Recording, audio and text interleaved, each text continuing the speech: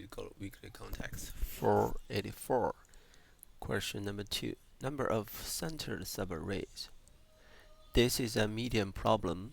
We want to check the sum of a subarray and if this number is in the subarray or not. But for this particular question, 500 is not a really big number. Maybe we can just try brute force. Let's see if brute force would work. And of course, for brute force for this problem, we're gonna find out the length of this array. Then the first loop, we're gonna loop each element.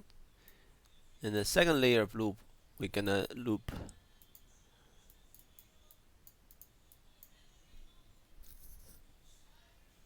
the elements again.